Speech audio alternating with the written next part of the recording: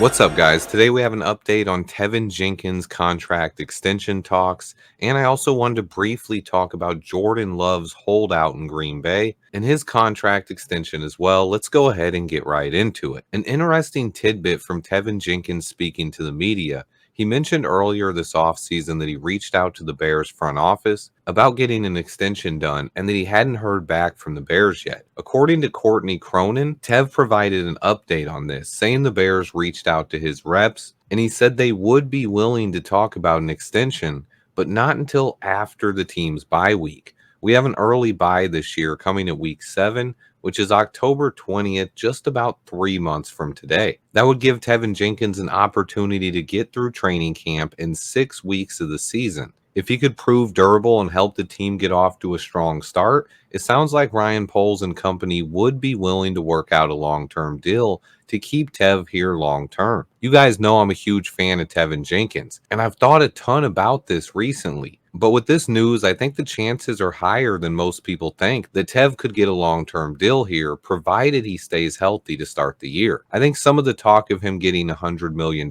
could be a bit crazy. Maybe Tev would be perfectly fine signing a 4-year deal somewhere in between the range of $55 and $80 million. But even maxing out at 4 years, $80 million, which would be on par with the best guards in the NFL, still probably isn't too much for Tev. But if you can get him for a 4-year deal between 60 and 70 million, I think that could be a steal if he stays healthy. I see Tev as a building block on this offensive line and a guy we definitely need to keep around, at least through Caleb's rookie contract. So extending him for 4-year deals would time up with Caleb's extension perfectly, especially if he plays up to his capabilities this season. He's probably not at the point where you could re-sign him right now. He does need to prove his durability a little bit. He's had a ton of issues staying healthy, and I think waiting till after the bye week is smart. I actually thought they would probably wait until the season was over, but hearing that they would be interested in having these conversations as early as week 7 seems like a great sign for Tevin Jenkins, if you ask me. It's still up to Teven to do his part on the football field, but if he can, I believe an extension is much more likely than I initially believed. I will be rooting for Tevin Jenkins. But speaking of contract extensions, for those not paying attention to the Packers up north, Jordan Love is currently in the midst of a mini holdout for the Packers camp. The team and Jordan Love's reps are reportedly close to a 5-year, $280 million extension, but Love is currently skipping practice until a deal gets done. I don't know if I've seen a quarterback do this at training camp recently.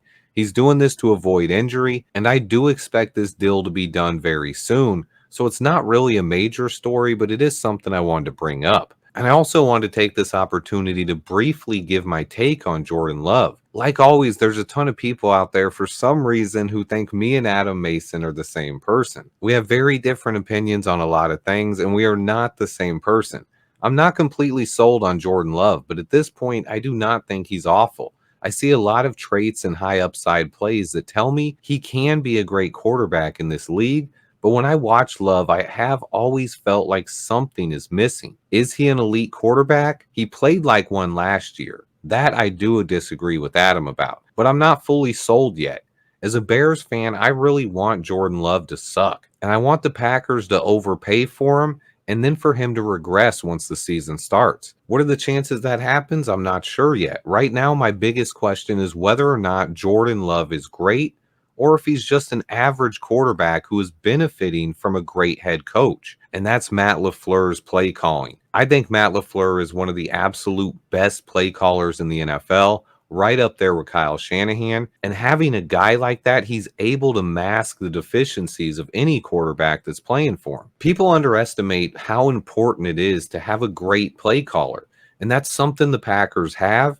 And as long as they don't get rid of Matt LaFleur, they should be able to produce on offense no matter who is at quarterback. So I think this is a huge gamble. If they end up paying Jordan Love $280 million, it is a gamble and it is a big risk. But it's kind of a risk they have to take. They let Jordan Love set for 3 years and wasted most of his rookie deal. But the bottom line is, I believe the Packers really love Jordan Love, and I think a deal will be done very soon. For me, there really isn't enough data to really know if Jordan Love is for real or not. Most people think QBs are just easy to evaluate, but the process can take 3 to 5 years of playing in the league before you can come to a full conclusion. The Packers are betting big on Jordan Love after just one full season as a starter, so there is a lot of risk there, and I will be rooting for Jordan Love to take a big step back. Obviously, I'm hoping he's not great, but right now I do not think he's awful. It's just about figuring out how much of it is Jordan Love